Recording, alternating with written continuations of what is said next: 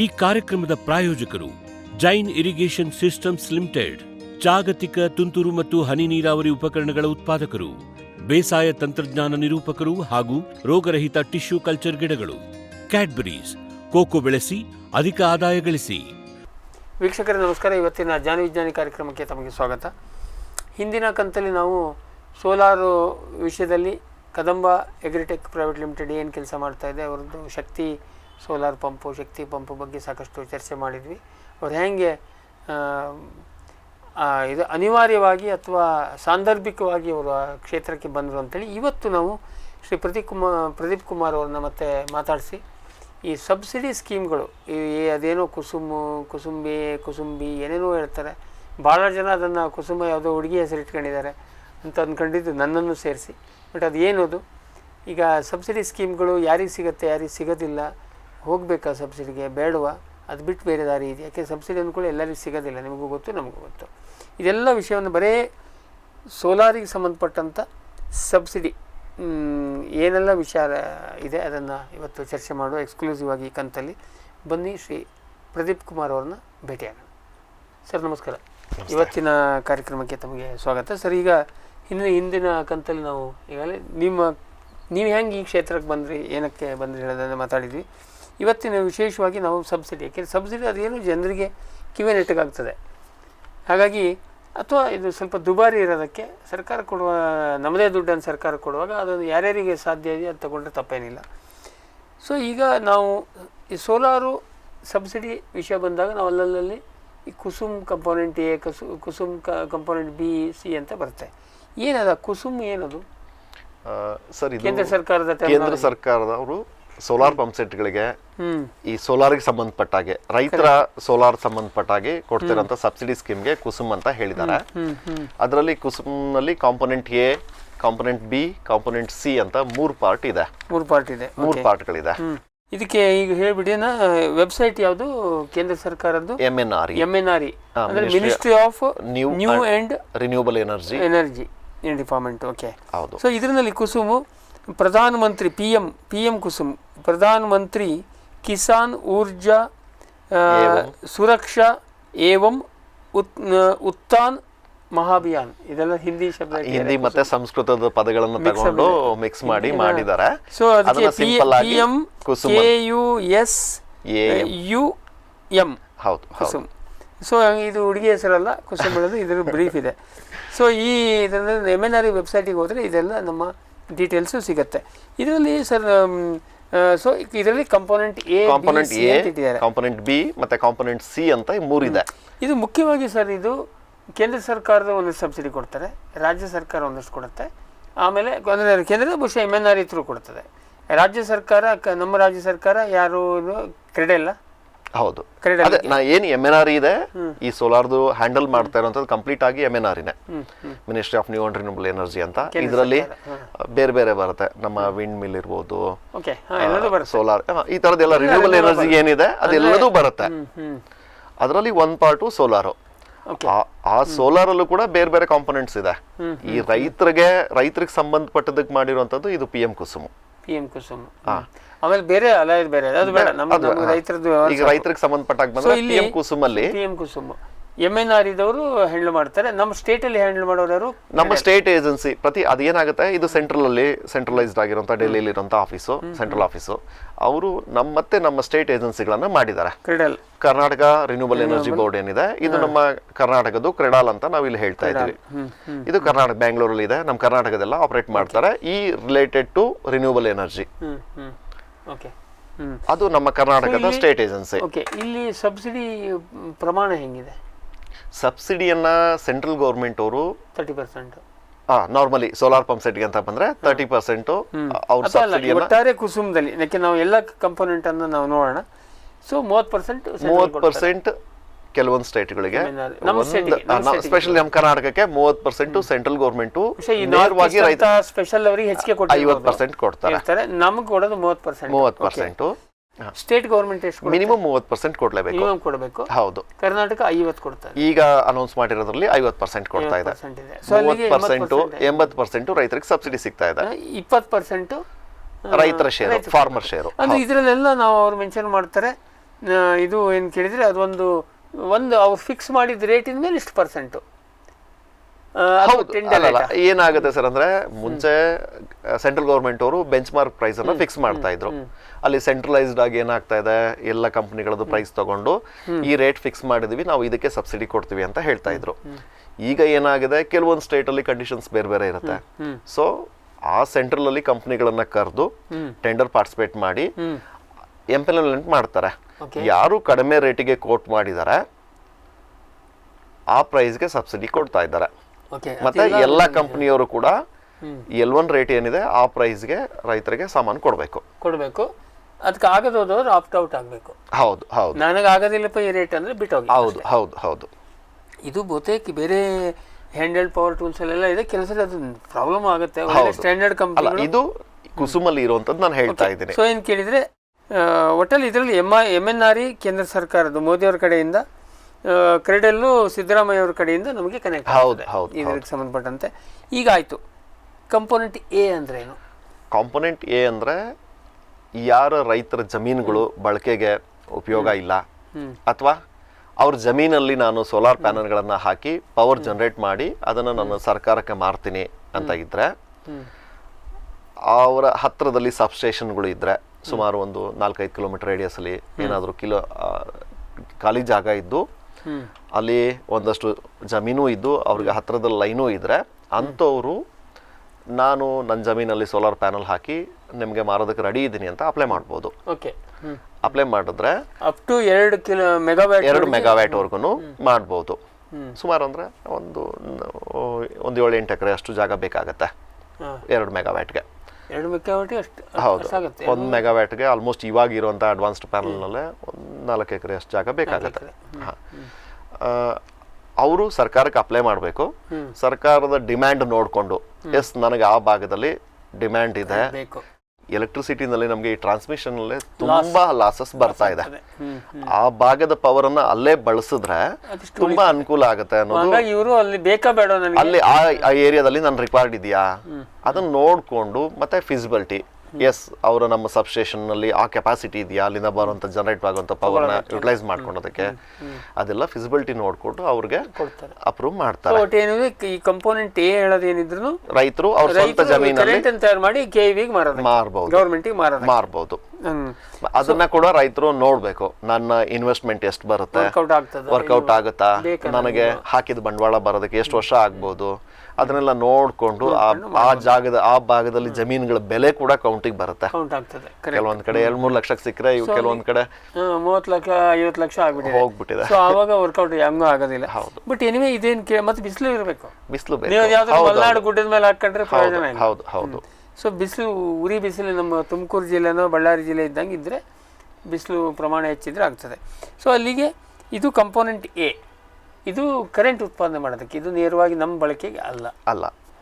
ಒಂದು ಈಗ ಅದರಲ್ಲಿ ಸಬ್ಸಿಡಿ ಎಷ್ಟಿದೆ ಕಂಪೋನೆಂಟ್ ಎದಲ್ಲಿ? 30% ಅವ್ರು ಕೊಡ್ತಾ ಇದ್ದಾರೆ. ಮಿನಿಮಮ್ 30% ಸ್ಟೇಟ್ ಅವ್ರು ಕೊಡಬೇಕು. ಅದನ್ನ ಫೈಲ್ ಟು ಫೈಲ್ ಡಿಸ್ಕಸ್ ಮಾಡ್ತಾರೆ. ಆಗ್ತದೆ. 50-60% ಸಬ್ಸಿಡಿ ಸಿಗ್ಬೋದು, ಸಿಗದೇನೂ ಇರ್ಬೋದು. ಅದ್ರ ಕತೆ ಬೇರೆನೇ ಇದೆ. ಅದೆಲ್ಲಕ್ಕಿಂತ KEBನವ್ರು ಕರೆಂಟ್ ಖರೀದಿ ಮಾಡೋದು ಮೊದಲು ಒಂದು ಕಾಲ 8 ರೂಪಾಯಿ ಇತ್ತು, ಎಲ್ಲರೂ ತಾಮುಂದೆ ಮಾಡಿದ್ರು. ಈಗ 3 ರೂಪಾಯಿಗೆ ಬಂದಿದೆ. ಅದು ವರ್ಕೌಟ್ ಆಗುತ್ತಾ ಇಲ್ವಾ? ಈ ಪ್ರೈಸ್ ಅಲ್ಲಿ ವರ್ಕೌಟ್ ಆಗುತ್ತಾ ಇಲ್ಲ ಅದು ಸ್ಪೆಷಲಿ ನಾವು ಸ್ಪೆಷಲೈಸ್ ಇರೋದು ಈ ಕಾಂಪೋನೆಂಟ್ ಬಿ ನಲ್ಲಿ. ಇದು okay. Coming to component B, Kusum B ಇರೋದು ಪಂಪ್ ಸೆಟ್ಟಿಗೆ ಮಾತ್ರ. ಓಕೆ. ಈ ಕುಸುಮ್ ಬಿದು ಏನ್ ಹೇಳುತ್ತೆ ಅಂದ್ರೆ 30% ಸಬ್ಸಿಡಿ ಅವ್ರು ಕೊಡ್ತಾ ಇದ್ದಾರೆ. ಮಿನಿಮಮ್ 30% ಸ್ಟೇಟ್ ಅವ್ರು ಕೊಡಬೇಕು. ಪ್ರೆಸೆಂಟ್ ನಮ್ಮ ಕರ್ನಾಟಕದಲ್ಲಿ ಇರುವಂತ ಗವರ್ಮೆಂಟ್ ಏನಿದೆ ಇಲ್ಲಿ 50% ಸಬ್ಸಿಡಿ ಕೊಡ್ತಾ ಇದೆ. ಟೋಟಲ್ ಆಗಿ 80% ಸಬ್ಸಿಡಿ ರೈತರಿಗೆ. ಅವರ ನಮ್ಮ ಕರ್ನಾಟಕ ರಿನ್ಯೂಬಲ್ ಎನರ್ಜಿ ಬೋರ್ಡ್ ಅವ್ರು ಏನಿದ್ದಾರೆ, ಕ್ರೆಡಾಲ್ ಅವರು ಲಾಸ್ಟ್ ಇಯರ್ ಈ ಅಪ್ಲಿಕೇಶನ್ ಕಾಲ್ ಮಾಡಿ ಅವರ ವೆಬ್ಸೈಟ್ ಥ್ರೂನೇ ಅಪ್ಲಿಕೇಶನ್ ಕರೆದಿದ್ದಾರೆ. ನೀವು ರೈತರು ನೇರವಾಗಿ ಅವ್ರ ವೆಬ್ಸೈಟ್ ಅಲ್ಲಿ ಅಪ್ಲೈ ಮಾಡಬಹುದು. ಸರ್, ಈಗ ಇದಕ್ಕಿಂತ ಮೊದಲೇ ಇದು ಸ್ಟ್ಯಾಂಡ್ ಅಲೋನ್ ಅಂತ ಈಗ ಮಾತ್ರ ಕುಸುಂಬಿನ? ಸರ್, ಸ್ಟ್ಯಾಂಡ್ ಅಲೋನ್ ಅಂದ್ರೆ ಮುಂಚೆ ಏನಾಗ್ತಾ ಇತ್ತು ಸರ್ ಅಂದ್ರೆ, ಅದೇ ಬಿಡ್ತೀನಿ ಇಂಗ್ಲಿಷು. ಸ್ಟ್ಯಾಂಡ್ ಅಲೋನ್ ಅಂದ್ರೆ ಏನಕ್ಕಿದ್ರೆ ಅದಕ್ಕೆ ಈಗಾಗಲೇ KB ಕನೆಕ್ಷನ್ ಇರೋದಿಲ್ಲ, ಹತ್ರ ಲೈನ್ ಇರೋದಿಲ್ಲ. ಇದು ಸ್ವತಂತ್ರವಾಗಿ ಸ್ಟ್ಯಾಂಡ್ ಅಲೋನ್, ಸ್ವತಂತ್ರವಾಗಿ ನಿಂತಿರುವಂತ pump set unit stand alone. ಮುಂಚೆ ಏನಾಗ್ತಾ ಇತ್ತು ಸರ್, ಇನಿಷಿಯಲ್ ಸ್ಟೇಜಲ್ಲಿ ಸೋಲಾರ್ನ ಪ್ರಮೋಟ್ ಮಾಡೋ ಟೈಮಲ್ಲಿ ಏನು ನಬಾರ್ಡಿಂದ ಸಬ್ಸಿಡಿ ಕೊಡ್ತಾ ಇದ್ರು ಇದೇ MNRE ಅವರು, ಆಗ ಈ ಥರದ ಕಂಡೀಷನ್ಸ್ ಎಲ್ಲ ಹಾಕಿರಲಿಲ್ಲ. ಆಗ ಕೊಡುವಂಥ ಪಂಪ್ಗಳು ಸೋಲಾರಿಂದನೂ ವರ್ಕ್ ಆಗ್ತಾ ಇತ್ತು, ಇವನ್ ಎಲೆಕ್ಟ್ರಿಸಿಟಿಯಿಂದನೂ ವರ್ಕ್ ಆಗ್ತಾ ಇತ್ತು. ನಾವು ಈಗ ರಿಟೇಲಲ್ಲಿ ಏನು ಸೇಲ್ ಮಾಡ್ತಾ ಇದ್ದೀವಿ ಅದು ಎರಡರಿಂದನೂ ವರ್ಕ್ ಆಗುತ್ತೆ. ಎಮರ್ಜೆನ್ಸಿ ಪೀರಿಯಡ್ ಅಲ್ಲಿ ರೈತರು ಸೋಲಾರ್ ಇಂದಾನು ವರ್ಕ್ ಮಾಡಬಹುದು, ಎಲೆಕ್ಟ್ರಿಸಿಟಿಯಿಂದಾನು ಮಾಡ್ಕೋಬಹುದು, ರಾತ್ರಿ ಬೇಕು ಅನ್ನೋಂಥವ್ರು ಕೂಡ ಮಾಡ್ಕೋಬಹುದು. ಈ ಕುಸುಮಲ್ಲಿ ಬಂದ್ರೆ ಕ್ಲಿಯರ್ ಕಟ್ ಆಗಿ ಆ ಪಂಪ್ಗಳು ಎಲೆಕ್ಟ್ರಿಸಿಟಿ ಕನೆಕ್ಷನ್ ಇರಬಾರ್ದು, ಇದ್ರೂ ಕೂಡ ಅವರು ಅದನ್ನ ಸರೆಂಡರ್ ಮಾಡೋದಕ್ಕೆ ರೆಡಿ ಇರಬೇಕು.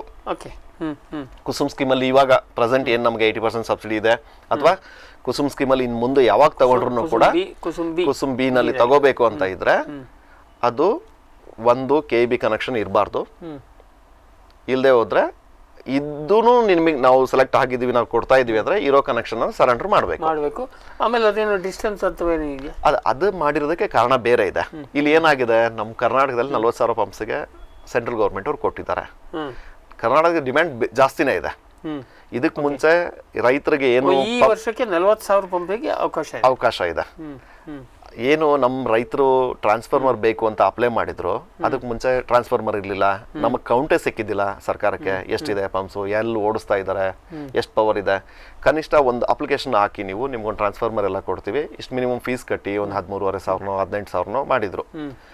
ಹಾಕಿ ನೀವು ಮುಂದೆ ನಾವು ಟ್ರಾನ್ಸ್ಫಾರ್ಮರ್ ಕೊಡ್ತೀವಿ, ಫ್ರೀ ಪವರು, ಅದ್ರ ಬಗ್ಗೆ ಎಲ್ಲ ಟ್ರಾನ್ಸ್ಫಾರ್ಮರ್ ಸಿಗುತ್ತೆ ಅಂತ ಕೌಂಟ್ ತಗೊಳೋದಕ್ಕೆ ಮಾಡಿದ್ರು. ಆ ಥರ ನನಗೆ ಟ್ರಾನ್ಸ್ಫಾರ್ಮರ್ ಬೇಕು ಅಂತ ಅಪ್ಲೈ ಮಾಡಿರೋರು ಸುಮಾರು 4 ಲಕ್ಷ ಜನ ವೇಟಿಂಗ್ ಲಿಸ್ಟ್ ಅಲ್ಲಿ ಇದ್ದಾರೆ ಕರ್ನಾಟಕದಲ್ಲಿ. ಹೌದು, ಇಲ್ಲಿ ನೋಡಿದ್ರೆ ನೀವು 40,000 ಆ 4 ಲಕ್ಷ ಜನದಲ್ಲಿ ಅವ್ರಿಗೆ ಟ್ರಾನ್ಸ್ಫಾರ್ಮರ್ ಕೊಡಲ್ಲ ಅಂತ ಏನ್ ಹೇಳಿಲ್ಲ ಗೌರ್ಮೆಂಟ್. ಅದರಲ್ಲಿ ಕುಸುಮಲ್ಲಿ ಅಪ್ಲಿಕೇಶನ್ ಹಾಕಿ ಅದಕ್ಕೆ ಮುಂಚೆ ಅವರು ಟ್ರಾನ್ಸ್ಫಾರ್ಮರ್ಗೆ ಅಪ್ಲೈ ಮಾಡಿದ್ರೆ 500 ಮೀಟರ್ಗಿಂತ ದೂರದಲ್ಲಿದ್ರೆ ಅಂತ ರೈತರಿಗೆ ಪ್ರಿಯಾರಿಟಿ ಬೇಸಲ್ಲಿ ಕೊಡ್ತಾ ಇದ್ದಾರೆ.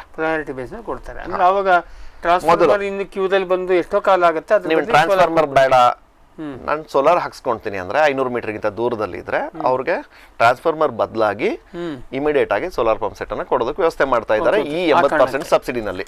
ಓಕೆ, ಆದ್ರೆ ಅದರ್ವೈಸ್ ಕುಸುಂಬಿದಲ್ಲಿ ಆತರ ಕಂಡೀಷನ್ ಎಲ್ಲ ಕಾಮನ್ ಆಗಿ ಇರಲಿಲ್ಲ. ಇಲ್ಲಿ ಕಾರಣ ಏನಂದ್ರೆ ಇಲ್ಲಿ ಟ್ರಾನ್ಸ್ಫಾರ್ಮರ್ ಇಲ್ದೇನೆ 2-3 ವರ್ಷದಿಂದ ಕಾಯ್ತಿರುವಂತ ರೈತರುಗಳಿದ್ದಾರೆ, ಅವ್ರಿಗೆ ಪವರ್ ಸಪ್ಲೈನೇ ಇಲ್ಲ. ಈ ರೀತಿ ಯಾರು ಕೊಡೋಣ ಅಂತ, ಈ ರೀತಿ ಆದ್ರೂ ಅವ್ರಿಗೆ ಕೊಟ್ರೆ ಒಂದಷ್ಟು ಅನುಕೂಲ ಆಗುತ್ತೆ, ವೆಯ್ಟ್ ಮಾಡ್ತಿದ್ದಾರೆ ಅನ್ನೋ ಕಾರಣಕ್ಕೆ ಅವ್ರನ್ನ ಫಸ್ಟ್ ಪ್ರಿಯಾರಿಟಿನಲ್ಲಿ ಇಟ್ಕೊಂಡಿದ್ದಾರೆ. ವಿಶ್ವದಾದ್ಯಂತ ಪೇಟೆಂಟ್ ಪಡೆದ ನ್ಯಾನೋ ತಂತ್ರಜ್ಞಾನದಲ್ಲಿ ತಯಾರಾದ ನೂವಾಲ್ಗಿ ದ್ರಾವಣ. ನೂವಾಲ್ಗಿ ಉಪಯೋಗಿಸಿದ ಮೇಲೆ ತುಂಬಾ ಇಳುವರಿನೂ ಬಂದಿದೆ. ಕಾಳು ಮೆಣಸಿಗಂತೂ ಬಹಳ ಚೆನ್ನಾಗಿ ಬರುತ್ತೆ, ರೇಷ್ಮೆ ಎಲೆನೂ ಚೆನ್ನಾಗಿ ಬರ್ತದೆ, ಗಿಡಗಳು ತುಂಬಾ ಚೆನ್ನಾಗಿ ಬೆಳವಣಿಗೆ ಆಯಿತು. ಯಾವುದೇ ರಾಸಾಯನಿಕ ಅಥವಾ ವಿಶೇಷ ಗೊಬ್ಬರಗಳ ಗೊಡವೆ ಇಲ್ಲದೆ ಎಲ್ಲ ಬೆಳೆಗಳಲ್ಲಿ ಉತ್ತಮ ಗುಣಮಟ್ಟದ ಅಧಿಕ ಫಸಲನ್ನು ಪಡೆಯಿರಿ. ಯಾವಾಗಲೂ ನನ್ನ ಇರೋವರೆಗೂ ನೂವಾಲ್ಗಿ ಅಂತೂ ಬಿಟ್ಟು ಬಾಳಲ್ಲ ಅಂತ ಒಂದು ಭರವಸೆ ಕೊಡ್ತೀನಿ. ವೆಟ್ ಗಿಡಮೂಲಿಕಾ ಉತ್ಪನ್ನಗಳು. ಮೇಷ ಟಾನಿಕ್, ಕುರಿ ಮತ್ತು ಆಡುಗಳ ಒತ್ತಡ, ರೋಗ, ಕ್ರಿಮಿ ನಿವಾರಕ, ಹೆಚ್ಚಿನ ಬೆಳವಣಿಗೆ. ಕುಕ್ಕುಟ ಟಾನಿಕ್, ಕಡಿಮೆ ಆಹಾರ, ಉತ್ತಮ ಆರೋಗ್ಯ, ಕೋಳಿಗಳ ಅಧಿಕ ಬೆಳವಣಿಗೆ. ಕೆಚ್ಚಲು ಕೇರ್, ಕೆಚ್ಚಲು ಬಾವು ಬರದಂತೆ ತಡೆಯಲು, ಬಂದರೆ ಬಾವು ನೋವು ಶಮನಕ್ಕೆ. ವೆಟ್ ಉತ್ಪಾದನೆ ಶ್ರಮಜೀವಿಯಿಂದ ಸರಬರಾಜು. ಜಾಣ ಹೈನುಗಾರನ ಜಾಣ್ಮೆಯ ಆಯ್ಕೆ ವೆಟ್ ಉತ್ಪನ್ನಗಳು.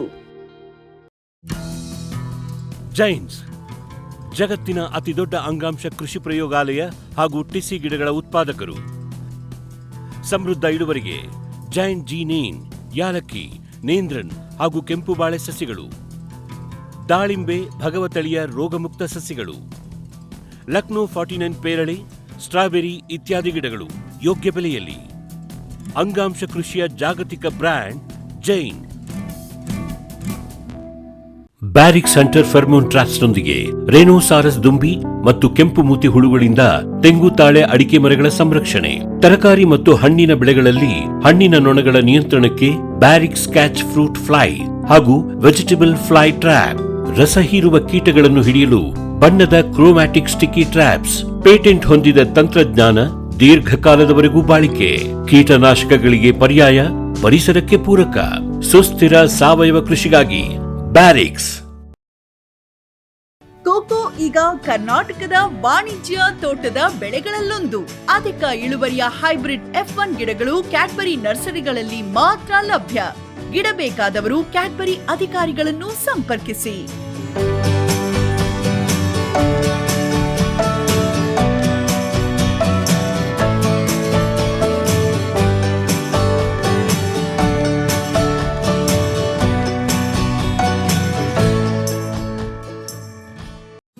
ಫ್ಯೂಚರ್ ಬಯೋಟೆಕ್ ಸಾವಯವ ಕೃಷಿಯ ವೇಗವರ್ಧಕ.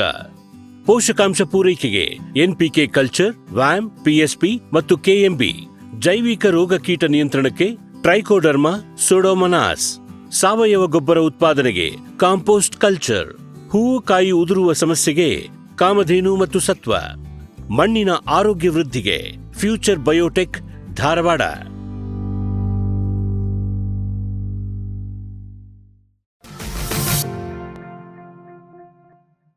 ಕ್ಲಿಯರ್ ಕಟ್ ಆಗಿ MNRE ವೆಬ್ಸೈಟ್ಗೆ ಹೋಗಿ, ಇಲ್ಲಾಂದ್ರೆ ಕರ್ನಾಟಕದ ಸೌರಮಿತ್ರ ಅಂದ್ಬಿಟ್ಟು ವೆಬ್ಸೈಟ್ ಇದೆ, ಅಲ್ಲೂ ಹೋಗಿ ಕ್ರೆಡಾಲ್ ಅವ್ರದ್ದು, ಕ್ರೆಡಾಲ್ ಆಫೀಸ್ದು ಫೋನ್ ನಂಬರ್ ಇದೆ, ನಮ್ಮ ಕರ್ನಾಟಕ ರಿನ್ಯೂಬಲ್ ಎನರ್ಜಿ ಬೋರ್ಡ್ರದ್ದು.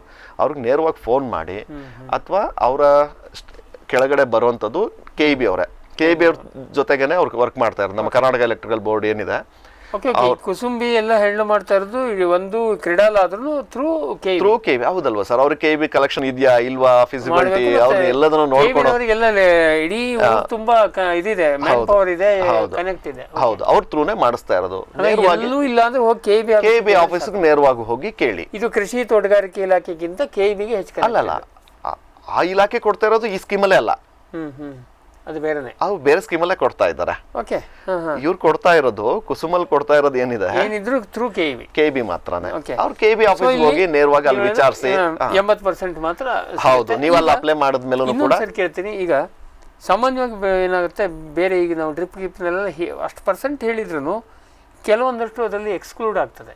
ಆಮೇಲೆ ಇದು ಸಬ್ಸಿಡಿಯಲ್ಲಿ ಬರೋದಿಲ್ಲ. ಈಗ ಇನ್ಶೂರೆನ್ಸ್ ಮಾಡ್ದಂಗೆ ಕಡಿ ಕನ್ಸ್ಯೂಮೇಬಲ್ಸ್ ಅಂತೇಳಿ ಮತ್ತೆ 4,000 ತಗೊಂಡ್ಬಿಡ್ತಾರೆ. ಹಂಗೆ ಇಲ್ಲಿ ಏನಾದ್ರು ಮತ್ತೆ ಎಕ್ಸ್ಟ್ರಾ ಬೀಳ್ತದ? ಇಲ್ಲಿ ಏನಾಗಿದೆ ಸರ್ ಅಂದ್ರೆ ಸಮಸ್ಯೆ ಅದಾಗ್ತಾನೆ ಇದೆ. ಹಿಡನ್ ಅಂತ ಏನೂ ಇಲ್ಲ. ನೀವು ಅಪ್ಲೈ ಮಾಡ್ತಾ ಇದ್ದೀರಿ, ನಿಮ್ಮ ಎಲ್ಲ ಇನ್ಫಾರ್ಮೇಶನ್ ಅಲ್ಲಿ ಕರೆಕ್ಟಾಗಿ ಎಂಟ್ರಿ ಮಾಡೋದಕ್ಕೆ ಅವಕಾಶ ಕೊಟ್ಟಿದ್ದಾರೆ. ನಿಮ್ ಬೋರ್ವೆಲ್ ಎಷ್ಟು ಅಡಿ ಆಳ ಇದೆ, ನಿಮ್ಗೆ ಎಷ್ಟು ನೀರು ಬಂದಿದೆ, ನಿಮ್ ಜಮೀನು ಎಷ್ಟಿದೆ, ಎಲ್ಲ ಡೀಟೇಲ್ಸ್ ಅವ್ರು ಕೇಳಿದ್ದಾರೆ. ಇವ್ರು ಎಕ್ಸಾಕ್ಟ್ ಅಷ್ಟೆಲ್ಲ ಡೀಟೇಲ್ಸ್ ಕೊಟ್ರೆ ಕೊಡುವಂಥ ಕಂಪನಿ ಮೆಟೀರಿಯಲ್ ಅನ್ನ ಎಕ್ಸಾಕ್ಟ್ ಅಷ್ಟನ್ನು ಕೊಡಬೇಕು. ಮುಂದಿನ 5 ವರ್ಷದ ಇನ್ಶೂರೆನ್ಸ್ನು ಅವರೇ ಪೇ ಮಾಡಬೇಕು, 5 ವರ್ಷದ ಫ್ರೀ ಸರ್ವಿಸ್ನು ಅವರೇ ಕೊಡ್ಬೇಕು ಕಂಪನಿ. ಇದು ಇದರಲ್ಲಿ ಯಾವುದು ಸೌರಮಿತ್ರದಲ್ಲಿ ಅಪ್ಲೈ ಮಾಡಿದ್ರೆ. ಆದ್ರೆ ಈ ಮಧ್ಯದಲ್ಲಿ ಒಂದಷ್ಟು ಜನ ಉಟ್ಕೊಂಡ್ಬಿಟ್ಟಿದ್ದಾರೆ. ಇವರು ನೇರವಾಗಿ ವೆಬ್ಸೈಟ್ಗೆ ಹೋಗಿ ಚೆಕ್ ಮಾಡಿ ಮಾಡೋದಕ್ಕೆ ರೈತರಿಗೆ ಕಷ್ಟ ಆಗ್ಬಹುದು. ಇಲಾಖೆಗಳಲ್ಲೂ ಹೋಗಿ ಕೇಳೋದಕ್ಕೆ ಏನೋ ಮುಜುಗರ. ಇನ್ಯಾರೋ ಒಂದಷ್ಟು ಜನ ಮಧ್ಯದಲ್ಲಿ ಇದ್ದವರು, ನೀವು ಒಂದು 10,000 ಕೊಡಿ, 20,000 ಕೊಡಿ, ನಾನೆಲ್ಲ ಮಾಡಿಸ್ಕೊಡ್ತೀನಿ, ನಾನು ಅಪ್ಲಿಕೇಶನ್ ಹಾಕ್ಸ್ಕೊಡ್ತೀನಿ, ಅಲ್ಲಿ ಹೋಗಿ ನಾನು ಮುಂದೆ ನಿಮ್ಮ ಪ್ರಿಯಾರಿಟಿ ಬೇಸಲ್ಲಿ ಬರೋ ತರ ಅದು ಮಾಡ್ಕೊಡ್ತೀನಿ. ಹಾಗೆಲ್ಲ ಮಾಡಿ ತುಂಬಾ ಜನ ರೈತರ ಹತ್ರ ದುಡ್ಡು ತಗೊಳ್ತಾ ಇದ್ದಾರೆ.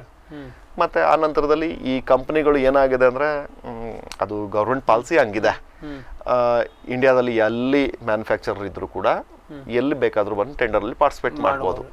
ಸೊ ಯಾವುದೋ ಗುಜರಾತ್ ಇಂದನೋ, ಇನ್ಯಾವುದೋ ಉತ್ತರಾಖಂಡಿಂದನೋ, ಬೇರೆ ಬೇರೆ ಸ್ಟೇಟ್ ಇಂದ ಎಲ್ಲ ಬಂದು ಇಲ್ಲಿ ಅಪ್ಲೈ ಮಾಡಿದ್ದಾರೆ.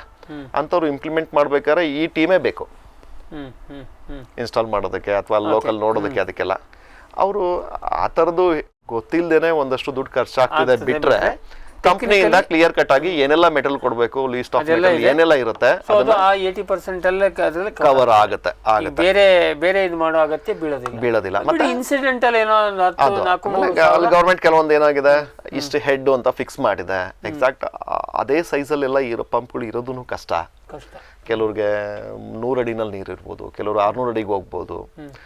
ಅಂಥದ್ದು ಏನಾದ್ರು ಡಿಫ್ರೆನ್ಸಸ್ ಇದ್ದಾಗ ಎಷ್ಟು HP ವರೆಗೆ ಸಬ್ಸಿಡಿ ಇದೆ ಸರ್? ಅಲ್ಲಿ ನೀವು 7.5 HP ವರೆಗೆ ಸಬ್ಸಿಡಿ ಕೊಡ್ತಾ ಇದ್ದಾರೆ. 5 HP 7.5 HP ಅದ್ರಲ್ಲಿ. ಮತ್ತೆ ಇದು 2 HP 3 HP ಹಿಂಗೆಲ್ಲ ರೇಂಜು ಬರುತ್ತೆ. ಬಟ್ ಇಲ್ಲಿ ಇಂಪ್ಲಿಮೆಂಟ್ ಮಾಡಿರೋದು 5 HP, 7.5 HP ಮತ್ತೆ 10 HP.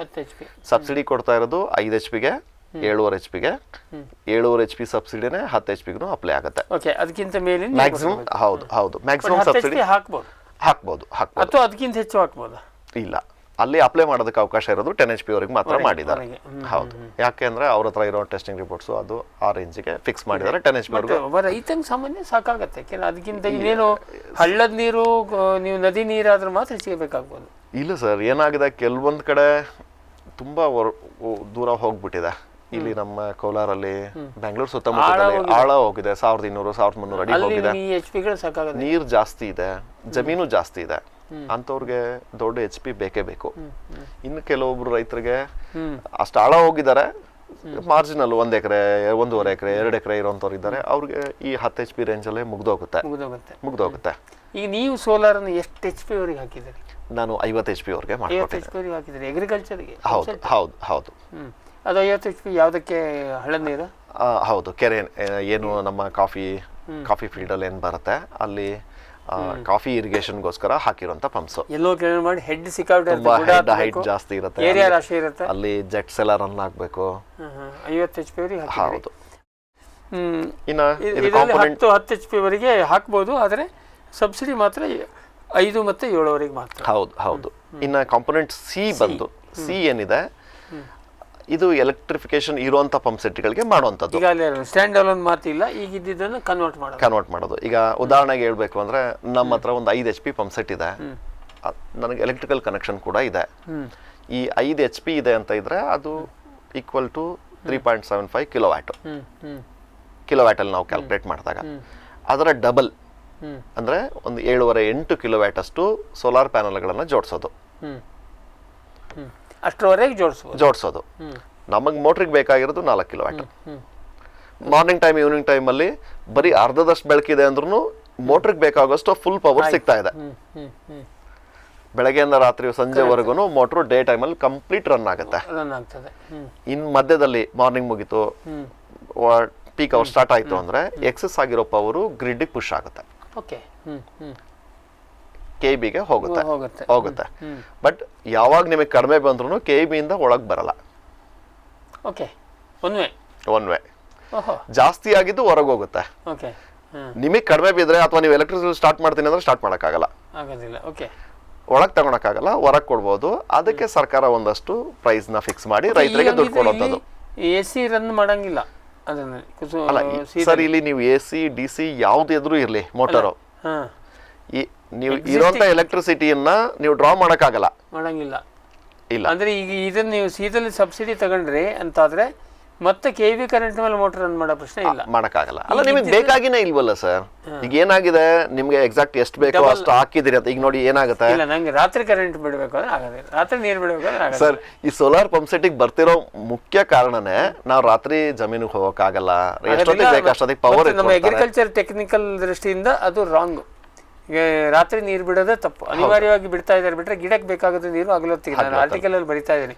ಸೊ ಹಂಗಾರೆ ಕುಸುಮ್ ಸಿದಲ್ಲಿ ಏನು ಕೇಳಿದ್ರೆ ಈಗ ಇದ್ದಿದ್ದನ್ನ ಕನ್ವರ್ಟ್ ಮಾಡೋದು, ಆದ್ರೆ ಅದರಲ್ಲಿ ಅವ್ರು ಸರೆಂಡರ್ ಮಾಡ್ಬೇಕಂತಿದ್ಯಾ? ಇಲ್ಲ, ಅದು ಸರೆಂಡರ್ ಅದು ಪವರ್ ಕನೆಕ್ಷನ್ ಬೇಕಲ್ವಾ ಅವ್ರಿಗೆ, ಅವರು ರನ್ ಮಾಡೋಕೆ ಆಗಲ್ಲ.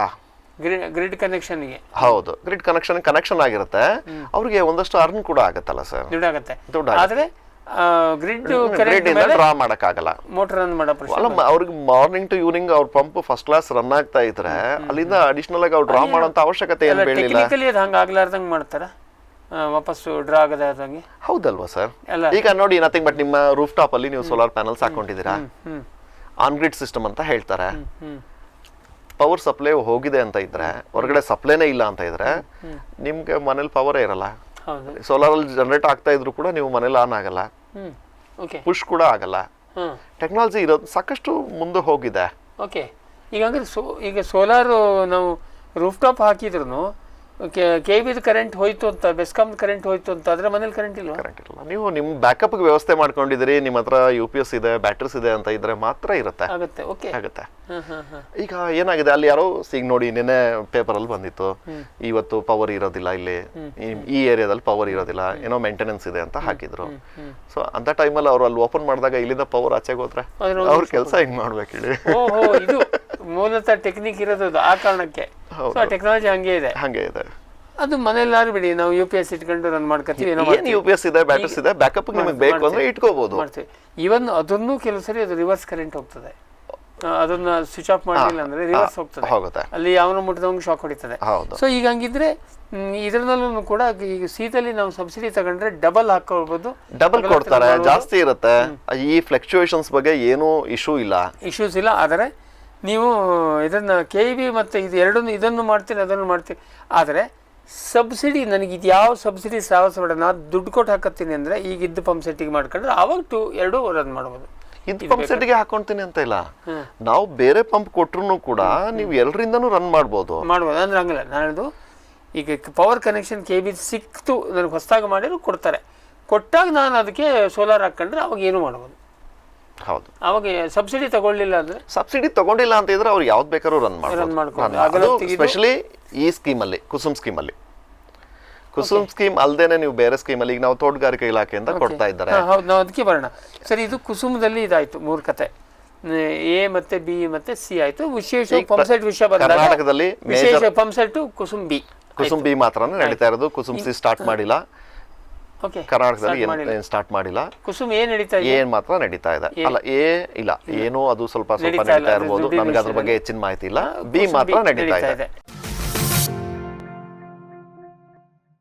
ಭೂಮಿದೀಪ ಸಾರಜನಕ ರಂಜಕ ಒದಗಿಸುವ ಸೂಕ್ಷ್ಮಾಣುಜೀವಿ ಮಿಶ್ರಿತ ಸಮೃದ್ಧ ಸಾವಯವ ಎರೆಗೊಬ್ಬರ, ಕಾಳು ಮೆಣಸಿಗೆ ಟ್ರೈಕೋಡರ್ಮಾ ಸಂವರ್ಧಿತ ವಿಶೇಷ ಎರೆಗೊಬ್ಬರ, ಕುದುರೆ ಹೇಸರಗತ್ತೆ ಲದ್ದಿಯ ಅಧಿಕ ಪೌಷ್ಟಿಕಾಂಶದ ಅಶ್ವಸಾರ ಎರೆಗೊಬ್ಬರ, NPK ಲಘು ಮತ್ತು ಸೂಕ್ಷ್ಮ ಪೋಷಕಾಂಶಗಳು, ಸಸ್ಯ ಪ್ರಚೋದಕಗಳು ಹಾಗೂ ಹಾರ್ಮೋನುಗಳ ಆಗರ ಭೂಮಿದೀಪ ಎರೆಗೊಬ್ಬರ.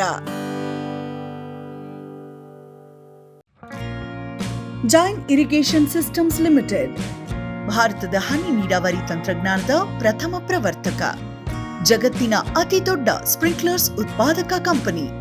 ಸಂರಕ್ಷಿತ ಕೃಷಿಯಲ್ಲಿ ಹಸಿರು ಮನೆಗಾಗಿ ಮಿಸ್ಟರ್, ಫಾಗರ್, ಫ್ಯಾನ್ ಮತ್ತು ಪ್ಯಾಡ್ ಹಾಗೂ ನೆರಳು ಮನೆ, ಸ್ವಯಂ ಚಾಲಿತ ನೀರಾವರಿ ವ್ಯವಸ್ಥೆ ಮತ್ತು ರಸಾವರಿ ತಂತ್ರಜ್ಞಾನ.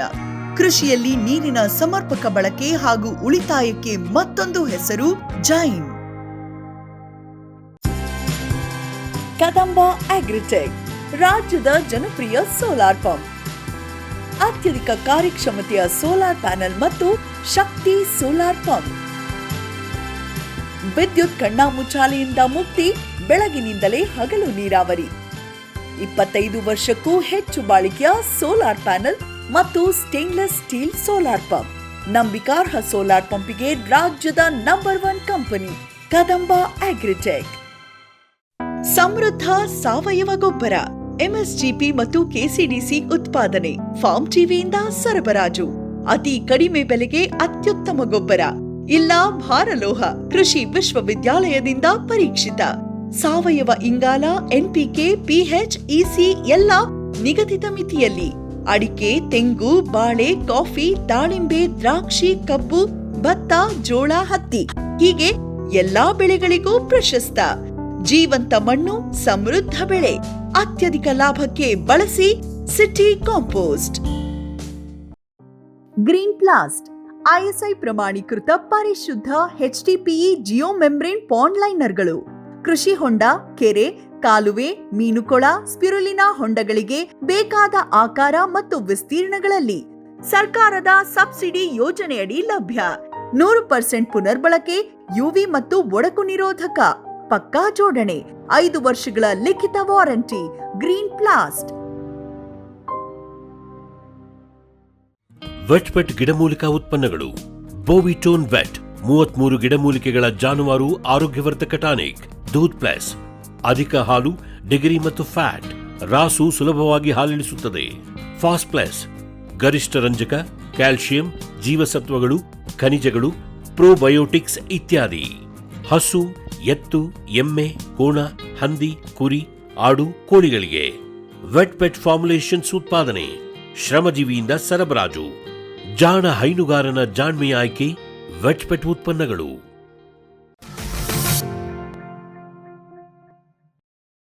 ಇದು ಬಿಟ್ಟು ಕುಸುಮ್ ಬಿಟ್ಟು ಮತ್ತೆ ಯಾವ್ದಿದೆ? ತೋಟಗಾರಿಕೆ ಇಲಾಖೆಯಲ್ಲಿ ಕೊಡ್ತಾ ಇದ್ದಾರೆ ಅವರು. ತೋಟಗಾರಿಕೆ ಇಲಾಖೆ ಈ ನಮ್ಮ RKV ಸ್ಕೀಮ್ ಅಂತ ಏನ್ ಹೇಳ್ತೀವಿ, ರಾಷ್ಟ್ರೀಯ ಕೃಷಿ ವಿಕಾಸ ಯೋಜನೆ, SMAM ಇದೆ, CSD ಇದೆ ಅಂತ ಸ್ಕೀಮ್ಸ್ ಅಲ್ಲಿ ಒಂದಷ್ಟು ಅವ್ರಿಗೆ ಇರೋಂಥ ಕನ್ಸರ್ನ್ ಇಷ್ಟೇ, ನೀವು ತೋಟಗಾರಿಕಾ ಬೆಳೆಗಳಿಗೆ ಮಾಡ್ತಾ ಇದ್ದೀರಾ, ಹಗಲೊತ್ತಲ್ಲಿ ಇರಿಗೇಷನ್ ಮಾಡೋದು ತುಂಬಾ ಅವಶ್ಯಕ. ಎರಡನೇದು ತೋಟಗಳಲ್ಲಿ ರಾತ್ರಿ ಟೈಮಲ್ಲಿ ಹೋಗಿ ಆನ್ ಮಾಡೋದು, ಪಂಪ್ನ ನಡೆಸೋದು ತುಂಬಾ ಕಷ್ಟ. ಮೂರನೇದು ಲೇಬರ್ ಅವೈಲಬಿಲಿಟಿನೂ ಕೂಡ ಇವತ್ತು ತುಂಬಾ ಕಷ್ಟ ಆಗಿದೆ. ಎಸ್ಪೆಷಲಿ ಡೇ ಟೈಮಲ್ಲಿ ಇದ್ರೆ ಹೇಗೋ ಮ್ಯಾನೇಜ್ ಮಾಡ್ಬೋದು, ರಾತ್ರಿ ಟೈಮಲ್ಲಿ ಲೇಬರ್ನೆಲ್ಲ ಕರ್ಕೊಂಡು ಹೋಗಿ ನಾನು ತೋಟ ಮೇಂಟೈನ್ ಮಾಡ್ತೀನಿ, ಇರಿಗೇಟ್ ಮಾಡ್ತೀನಿ ಅನ್ನೋದು ತುಂಬಾ ಕಷ್ಟ. ಸೊ ಒಂದು ನೀವು ಚಿಕ್ಕ ಚಿಕ್ಕ ಫಾರ್ಮರ್ ಇದ್ರೆ ಡೈರೆಕ್ಟ್ ಪಂಪ್ ಸೆಟ್ಗೆ ಹಾಕೊಂಡು ಹಗಲು ಹೊತ್ತಲ್ಲಿ ನೀರಾವರಿ ಮಾಡಿ. ಇಲ್ಲ ನಿಮಗೆ ಮಲ್ಟಿಪಲ್ ಬೋರ್ವೆಲ್ಗಳಿದೆ, ಜಮೀನ್ ಜಾಸ್ತಿ ಇದೆ ಅಂದ್ರೆ ಅದನ್ನ ಎಲ್ಲಾದು ಒಂದ್ ಕಡೆ ಕೃಷಿ ಹೊಂಡದಲ್ಲಿ ಎಲ್ಲಾದ್ರೂ ಮಾಡ್ಕೊಂಡು, ಕೃಷಿ ಹೊಂಡಕ್ಕೂ ಸಬ್ಸಿಡಿ ಕೊಡ್ತಾ ಇದಾರೆ, ಕಲೆಕ್ಟ್ ಮಾಡ್ಕೊಳ್ಳಿ. ಹಗಲು ಹೊತ್ತಲ್ಲಿ ಆ ಕೃಷಿ ಹೊಂಡದಿಂದ ನಿಮ್ ಜಮೀನಿಗೆ ಇರಿಗೇಟ್ ಮಾಡ್ಕೊಳ್ಳಿ ಸೋಲಾರ್ ಪಂಪ್ ಸೆಟ್ ಇಂದ. ಅದ್ರ ಬಗ್ಗೆ ಒಂದಷ್ಟು ಜಾಗೃತಿ ಮೂಡಿಸೋಕೆ ಈ ಪ್ರೋಗ್ರಾಮ್ ಮಾಡ್ತಾ ಇದ್ದಾರೆ. ಇದು ತೋಟಗಾರಿಕೆ ಇಲಾಖೆ, ಇದು ಕೂಡ ಎಲ್ಲ ರೈತರಿಗೆ ಸಿಕ್ಬಿಡುತ್ತೆ ಅಂತ ಅಲ್ಲ, ಲಿಮಿಟೆಡ್ ನಂಬರ್ಸ್ಗೆ ಒಬ್ಬರಿಗೆ 1.5 ಲಕ್ಷ ಅವರು ಅವೇರ್ ಮಾಡೋದು ಸರ್ ಅಷ್ಟೇ. ಅವರು 1.5 ಲಕ್ಷ ಕೊಡ್ತಾರೆ. ಅದರಲ್ಲಿ 5 HP ಹಾಕೊಳ್ಳಿ, 10 7.5 ಹಾಕಿ 10 ಆದ್ರೂ ಹಾಕಿ, 50 HP ಬೇಕಾದ್ರೂ ಹಾಕೊಳ್ಳಿ, 1.5 ಲಕ್ಷ 1.5 ಲಕ್ಷ ಸಬ್ಸಿಡಿ ಸಿಗಲಿ ಅಂತೇಳಿ ತಾಲೂಕಿ 2-3 ಜನಕ್ಕೆ ಬರ್ತದೆ. ಅದು ಅವೇರ್ನೆಸ್ ಪ್ರೋಗ್ರಾಮ್. ಕ್ಲಿಯರ್ ಆಗಿ ಹಾರ್ಟಿಕಲ್ಚರ್ ಕ್ರಾಪ್ ಮಾಡ್ತಾ ಇದ್ದೀರಿ ಅಂದ್ರೆ ಒಂದು solar pump set must and should ನಿಮ್ಮ ಹತ್ರ ಇರೋದು ತುಂಬಾ ನಿಮ್ಗೆ ಇಂಪಾರ್ಟೆಂಟ್ ಅನ್ನೋದನ್ನ ಕಲ್ಸೋದಕ್ಕೆ ಮಾಡ್ತಾ ಇದ್ದಾರೆ. ಏನಂದ್ರೆ ಎಕ್ಸಿಸ್ಟಿಂಗ್ ಈಗಾಗಲೇ KB ಕನೆಕ್ಷನ್ ಇದ್ರು ಅದಕ್ಕೂ ಸೋಲಾರ್ ಹಾಕಬಹುದು, ಹೊಸ ತಾರು ಹಾಕಬಹುದು. ಅಲ್ಲ, ಅವರು ಕ್ಲಿಯರ್ ಅದನ್ನೇ ಹೇಳ್ತಾರೆ. ಅಲ್ಲಿ ಇರೋದು ಸೋಲಾರ್ ಅಲ್ಲ ನಡೆಸಿ ಎಲೆಕ್ಟ್ರಿಸಿಟಿನಲ್ಲಿ ನಡೆಸೋದಕ್ಕೂ ಆ ಪಂಪ್ಗೆ ಅವಕಾಶ ಮಾಡಿಕೊಡಿ. ಎರಡರಲ್ಲೂ ನಡೆಸಿ ಡೇ ಟೈಮಲ್ಲಿ ನಮ್ಮ ಫಾರ್ಮರು, ನಮ್ಮ ಹಾರ್ಟಿಕಲ್ಚರ್ ಫಾರ್ಮರ್ ಏನಿದ್ದಾರೆ ಅವ್ರಿಗೆ ಇರಿಗೇಷನ್ ಈಸಿಯಾಗಿ ಮುಗಿಬೇಕಷ್ಟೇ. ಓಕೆ. ಸೊ ಹಾಗಾಗಿ ಇದರಲ್ಲಿ ಅಲ್ಲಿ ಏನು ಅವರು ಈ ತರದೇನೋ ನೋ ರಿಸ್ಟ್ರಿಕ್ಷನ್ಸ್, ದುಡ್ಡು ಮಾತ್ರ ಇಷ್ಟೇ ಕೊಡ್ತಾರೆ. ಅವ್ರ ದುಡ್ಡು ಕಡಿಮೆ, ನಂಬರ್ಸು ಕಡಿಮೆ. ಅದು ಕ್ಲಿಯರ್ ಆಗಿ ಅವೇರ್ನೆಸ್ ಪ್ರೋಗ್ರಾಮ್ ಅಷ್ಟೇ. ಅವರು ಅದನ್ನ ನಾನು ಇರೋರಿಗೆ ಎಲ್ಲರಿಗೂ ಫುಲ್ಫಿಲ್ ಮಾಡ್ತೀನಿ ಅಂತಲ್ಲ. ಹಾರ್ಟಿಕಲ್ಚರ್ ಕ್ರಾಪ್ಸ್ ದಿನ ಜಾಸ್ತಿ ಆಗ್ತಾ ಹೋಗ್ತಾ ಇದೆ. ಹಾರ್ಟಿಕಲ್ಚರ್ ಮಾಡೋಂಥವ್ರು ಸೋಲಾರ್ ಪಂಪ್ಸ್ ಒಂದನ್ನ ಇಟ್ಕೊಳೋದು ತುಂಬಾ ಮುಖ್ಯ. ಈಗ ಇದು ಬಿಟ್ಟು ಕೃಷಿ ಇಲಾಖೆನಲ್ಲಿ ಕೃಷಿ ಇಲಾಖೆನಲ್ಲಿ ಈಗ ಸ್ಟಾರ್ಟ್ ಮಾಡಿದ್ದಾರೆ. ಈ ನಿನ್ನೆ ಕೂಡ ಇನ್ನು ಟೆಂಡರ್ ಕಾಲ್ ಮಾಡಿದ್ದಾರೆ. ಮುಂದಿನ ಫೈನಾನ್ಷಿಯಲ್ ಇಯರ್ ಇಂದ ಸ್ಟಾರ್ಟ್ ಆಗ್ಬೋದು ಅನ್ಸುತ್ತೆ. ಅವ್ರ ಪ್ರೋಗ್ರಾಮ್ ಅಲ್ಲಿ 1 HP 2 HP ಮತ್ತೆ 3 HP ನ ಕಾಲ್ ಮಾಡಿದ್ದಾರೆ. ಅವರ ಕೃಷಿ ಇಲಾಖೆಯ ಯೋಚನೆ ಹೆಂಗೆ ಸರ್ ಅಂದ್ರೆ, 1 ವರ್ಷ ಕನ್ಫರ್ಮ್ ಆಗಿ 1 ಬೆಳೆ. ಅವರು ಈ ಕೃಷಿ ಭಾಗ್ಯ ಯೋಜನೆಯಲ್ಲಿ ಕೃಷಿ ಹೊಂಡಗಳನ್ನು ಮಾಡಿದ್ದಾರೆ. ಯಾವುದೋ ಮಳೆ ಬಂದಿದೆ, ಮುಂಗಾರು ಮಳೆ ಬಂದಿದೆ, ಕ್ಯಾಚ್ಮೆಂಟ್ ಅಲ್ಲಿ ನೀರು ಬಂದು ಕೃಷಿ ಹೊಂಡ ತುಂಬಿದೆ. ಮಧ್ಯದಲ್ಲಿ 1 ವಾರ ಮಳೆ ಹೋಯ್ತು. ಆ ನೀರನ್ನ ಆಯಿಸ್ಕೊಂಡು ನೀವು ನಿಮ್ ಬೆಳೆನ 1 ಬೆಳೆನ ಕನ್ಫರ್ಮ್ ಆಗಿ ತಗೊಳ್ಳಿ ಅಂತ. ಹೌದು ಹೌದು, ಅವ್ರ ಕಾನ್ಸೆಪ್ಟ್ ಇರೋದೇ ಆ ಕಾರಣಕ್ಕೇನೆ ಕೃಷಿ ಭಾಗ್ಯ ಮಾಡಿರೋದು. ಅದಕ್ಕೆ ಅವರು ಈ ಡೀಸೆಲ್ ಪಂಪ್ಗಳನ್ನ ಕೊಡ್ತಾ ಇದ್ರು, ಡೀಸೆಲ್ ಇಂಜಿನ್ಸ್ ನ. ಆ ಜಾಗಕ್ಕೆ ಸೋಲಾರ್ ಪಂಪ್ ಸೆಟ್ ವರ್ಕ್ ಆಗತ್ತಾ ಅಷ್ಟಿನ್ನೂ ಐಡಿಯಾ ಇರ್ಲಿಲ್ಲ, ಮತ್ತೆ ಆ ಪ್ರೈಸಿಂಗ್ ಅಲ್ಲಿ ಬರುತ್ತೆ ಅಂತಾನು ಇರ್ಲಿಲ್ಲ. ಈಗ ಗೊತ್ತಾಗಿದೆ 1 HP 2 HP ಪಂಪ್ಸ್ ಅಲ್ಲೂ ಕೂಡ ರೈತರು ಫಸ್ಟ್ ಕ್ಲಾಸ್ ಇರಿಗೇಷನ್ ಮೊನೋಬ್ಲಾಕ್ ಮಾಡ್ಬೋದು, ಅಥವಾ ಓಪನ್ ವೆಲ್ ಪಂಪ್ಸ್ ಅಂದ್ರೆ ಸಬ್ಮರ್ಸಿಬಲ್ ಹಾಕೋಬಹುದು. ಕಡಿಮೆ ಹೆಡ್ ಇರುತ್ತೆ. ಅಲ್ಲಿ ಇರೋದೇ ಕೃಷಿ ಹೊಂಡ ಚಿಕ್ಕದಲ್ಲ ಸರ್. ಓಕೆ, ಇದು ಏನಿದೆ ಕೃಷಿ ಇಲಾಖೆನವರು ಕೃಷಿ ಹೊಂಡ ಲಿಂಕ್ಡ್ ಈಗಾಗಲೇ ಡೀಸೆಲ್ ಪಂಪ್ ಕೊಡ್ತಿದ್ರು, ಅದರ ಬದಲಿ ಸೋಲಾರ್ ಮಾಡೋದಕ್ಕೆ ಒಂದಷ್ಟು ಸಬ್ಸಿಡಿನಲ್ಲಿ ತುಂಬಾ ಅಲ್ಲಿ ಆ ಚಿಕ್ಕ ಪಂಪ್ ಅಲ್ಲಿ ಅವರು ನೀರನ್ನು ಹಾಯಿಸ್ಕೋಬಹುದು, ಈವನ್ ಸ್ಪ್ರಿಂಕ್ಲರ್ ಮಾಡಬಹುದು. ಮತ್ತೆ ಅದನ್ನ ಹೆಚ್ಚು ಕಡಿಮೆ ಆದ್ರೆ ಬಿಚ್ಕೊಂಡು ಆ ಇರಿಗೇಷನ್ ಪೀರಿಯಡ್ ಮುಗಿದ್ಮೇಲೆ ಬಿಚ್ಕೊಂಡು ತಗೊಂಡೋಗಿ ಮನೇಲಿ ಇಟ್ಕೋಬಹುದು, ಚಿಕ್ಕದಿರೋದ್ರಿಂದ. ಸೊ 1, 2, 3 HP ಮಾಡ್ತಾರೆ. 1 ಮತ್ತೆ 2, 3 HP ಗೆ ಈ ವರ್ಷ ಪ್ಲಾನಿಂಗ್ ಅಲ್ಲಿ ತಗೊಂಡಿದ್ದಾರೆ, ಟೆಂಡರ್ ಕಾಲ್ ಮಾಡಿದ್ದಾರೆ. ಮುಂದಿನ ಫೈನಾನ್ಷಿಯಲ್ ಇಯರ್ ಇಂದ ಅವಾಗ ಅನುಕೂಲ ಅಂದ್ರೆ ಸರ್ ಬಹಳ ಸಾವಿರಾರು ಜನ ರೈತರಿಗೆ ಸಿಗ್ತದೆ. ಆವಾಗ ಸೋಲಾರ್ದು ಯುಟಿಲಿಟಿ ಇಷ್ಟು ಚಂದ ನಡೀತಿದೆ. ಈಗ ಭಾಳ ಜನ ತಲೆಯಲ್ಲಿ ಏನಿದೆ, ಸೋಲಾರ್ ಬಿಡೋ ಫುಲ್ ಬಿಸಿಲಿದ್ರೆ ಮಾತ್ರ ಬರ್ತದೆ ಹೇಳುವಂಥ ತಲೆಯಲ್ಲಿ ಇನ್ನೂ ಭಾಳ ಜನ ಇದೆ. ಅದು ಅಲ್ಲ, ಬೆಳಕಿದ್ರೆ ಸಾಕು, ಬಿಸಿಲಲ್ಲ ಇದಕ್ಕೆ ಬೇಕಾಗಿರೋದು, ಬೆಳಕು ಹೇಳುವಂಥದ್ದು ತಲೆಯಲ್ಲಿ ಬರೋದಕ್ಕೆ ಈ ಥರ ಮಾಸ್ ಬರಬೇಕು. ಅಲ್ಲದ್ರೆ ಕೃಷಿ ಇಲಾಖೆ ಚೆನ್ನಾಗಾಗ್ಬೋದು. ಅಲ್ಲ, ತುಂಬಾ ಜನ ಈಗೆಲ್ಲ ಅವೇರ್ ಆಗಿದ್ದಾರೆ ಸರ್, ಅವೇರ್ನೆಸ್ ತುಂಬಾನೇ ಆಗ್ತಾ ಇದ್ದಾರೆ. ಬಟ್ ಇನ್ನೂ ಒಂದಷ್ಟು ಗೊತ್ತಾಗ್ಬೇಕು. ಇಲ್ಲಿ ನೋಡಿ, ನಾವು ಈಗ ಹೇಳಿದ್ನಲ್ಲ ಸರ್, ಈಗ ಸುಮಾರು 10 ವರ್ಷದಿಂದ ಈ ಫೀಲ್ಡ್ ಅಲ್ಲಿ ಇದ್ದೀನಿ. ಇದಲ್ದೇನೋ ಸರ್ಕಾರಗಳು ಕೂಡ ತುಂಬಾನೇ ಪ್ರೋಗ್ರಾಮ್ಗಳು ಮಾಡ್ತಾ ಇದೆ. ಆದ್ರೂ ನನ್ನ ಮಾಹಿತಿಗಿರೋದು ಕರ್ನಾಟಕದಲ್ಲಿ 1% ಪಂಪ್ ಸೆಟ್ಗಳು ಸೋಲರೈಸ್ ಆಗಿಲ್ಲ. 1% ಕೂಡ ರೀಚ್ ಆಗಿಲ್ಲ. ಅದು ಈ ಎಲೆಕ್ಟ್ರಿಕ್ ಕಾರಣಕ್ಕೆ ಏನೇ ಹೇಳಿದ್ರು ಮತ್ತಗೇನ್ ಏನೋ ಒಂದು ಅನುಮಾನ, ಮತ್ತು ಪೆಟ್ರೋಲ್ ಗಾಡಿ ಹುಡುಕ್ತಾರೆ. ಸೊ ಇದು ಬಿಟ್ಟು ಈ ಕೃಷಿ ಇದು ಈಗ ಹೊಸದಾಗಿ ಬರಬೇಕು.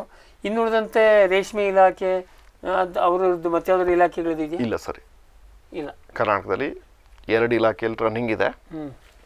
1 ಇಲಾಖೆಯವರು ಇಂಪ್ಲಿಮೆಂಟ್ ಮಾಡ್ತಾ ಇದ್ದಾರೆ. 2 ಇಲಾಖೆಯಲ್ಲಿ ಒಂದು ತೋಟಗಾರಿಕೆ ಇದೆ. ಈಗ ಕ್ರೆಡಲ್ ಮುಖಾಂತರ, KB ಮುಖಾಂತರ ಅದು ಕುಸುಮ್ ಸ್ಕೀಮ್ಗಳಿದೆ. ಅದು 2 ಇಲಾಖೆ. ಕೃಷಿ ಇಲಾಖೆ ಅನ್ನೋದು ಈಗ ಕಾಲಿಡ್ತಾ ಇದ್ದಾರೆ. ಏನೇನು ಮಾಡ್ತಾರೆ ಅದೆಲ್ಲ ಅನುಕೂಲ ಮಾಡಿಕೊಡ್ತಾರೆ. ಮತ್ತೊಂದಿಷ್ಟು ಗೊಂದಲ ಮಾಡ್ತಾರೆ. ಕೃಷಿ ಇಲಾಖೆ ಕೂಡ ನಮ್ಗೆ ಸ್ವಲ್ಪ ಹೆದರಿಕೆ, ನಿಮಗೆಲ್ಲ ನಮಗೆ ಹೆದರಿಕೆ ಇದೆ. ಕೃಷಿ ಭಾಗ್ಯ ಸ್ಕೀಮನ್ನು, ಬಂಗಾರದಂಥ ಸ್ಕೀಮನ್ನು ಹೆಂಗೆಲ್ಲ ಮೇಲೆ ಕೆಳಗೆ ಮಾಡ್ತಾರೆ ನಾವು ಹತ್ತಿರದಿಂದ ನೋಡಿದ್ದೀವಿ. ಬಟ್ ಏನಿವೆ ಯಾವುದೋ ಒಂದು something is better than nothing ಅಂತೇಳಿ ನಾವು ಅಂದ್ಕೋಬೋದು.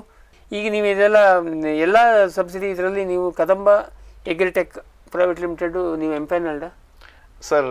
ಇಲ್ಲಿ ಕುಸುಮಲ್ಲಿ ಎಂಪೆನಲ್ ಆಗಬೇಕು ಅಂದ್ರೆ ಮ್ಯಾನುಫ್ಯಾಕ್ಚರರೇ ನೇರವಾಗಿ ಆಗಬೇಕು. ಶಕ್ತಿ ಇದ್ದಾರೆ, ಶಕ್ತಿ ಪಂಪ್ಸ್ ಅವರು ಅಪ್ಲೈ ಮಾಡಿದ್ರು, ಅಂದ್ರೆ ಟೆಂಡರ್ ಪಾರ್ಟಿಸಿಪೇಟ್ ಮಾಡಿದ್ರು. L1 ಬೆಲೆ ಕಡಿಮೆ ಆಗಿರೋದ್ರಿಂದ ಅವ್ರಿಗೆ ಫಿಸಿಬಲ್ ಆಗ್ತಾ ಇಲ್ಲ ಆ ಪ್ರೈಸು. ಸೊ ಹಾಗಾಗಿ ಶಕ್ತಿ ಪಂಪ್ಸ್ ಕುಸುಮಲ್ಲಿ ಈ ಕಳೆದ ವರ್ಷ ಆಗಿರೋ ಟೆಂಡರ್ ಅಲ್ಲಿ ವರ್ಕ್ ಮಾಡ್ತಾ ಇಲ್ಲ. ಮುಂದಿನ ದಿನಗಳಲ್ಲಿ ಮತ್ತೆ ರೀಟೆಂಡರ್ ಆದ್ರೆ ಅಂತ ಟೈಮಲ್ಲಿ ಇಲ್ಲಿ ಏನಕ್ಕೆ ಅಂದ್ರೆ ನಾವು ಅದೇ ಹೇಳಿದಾಗನೆ ಎಲ್ಲೊಂದು ಅದು ಅವ್ರು ಏನೇನೋ ಕಾರಣಕ್ಕೆ ಕೊಡ್ತಾರೆ, ಅದನ್ನು ನೀವು ಇಲ್ಲಿ ಕಾಂಪ್ರಮೈಸ್ ಆಗೋಕ್ಕಾಗೋದಿಲ್ಲ, ಗುಣಮಟ್ಟದಲ್ಲಿ ಮಾಡೋಕ್ಕಾಗೋದಿಲ್ಲ, ಹೆಸರಾಳಾಗ್ತದೆ. ಹೌದು. ಇದು ನೀವು ತೋಟಗಾರಿಕೆ ಇಲಾಖೆಯಲ್ಲಿ ತೋಟಗಾರಿಕೆ ಇಲಾಖೆನಲ್ಲಿ ನಾವು ಎಂಟಿಟಿ ಅಂತ ಹೇಳ್ತೀವಿ.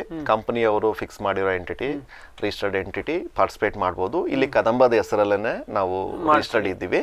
ಮತ್ತೆ ಪ್ರೊವೈಡ್ ಆಗುವಂತ ಮೆಟೀರಿಯಲ್ ಶಕ್ತಿ ಪಂಪ್ಸ್ ಇರುತ್ತೆ. ಶಕ್ತಿ ಪಂಪ್ ಇರುತ್ತೆ. ಇನ್ನು ಇದನ್ನು ಕೃಷಿ ಇಲಾಖೆಯಲ್ಲಿ ನೀವು ಕೃಷಿ ಇಲಾಖೆನಲ್ಲಿ ಪಾರ್ಟಿಸಿಪೇಟ್ ಮಾಡ್ತಾ ಇದ್ದೀರಿ, ಬರ್ಬೋದು. ಕುಸುಮದಲ್ಲಿ ಕದಂಬದವರು ನೇರವಾಗಿ ಇನ್ವಾಲ್ವ್ಮೆಂಟ್ ಇಲ್ಲ.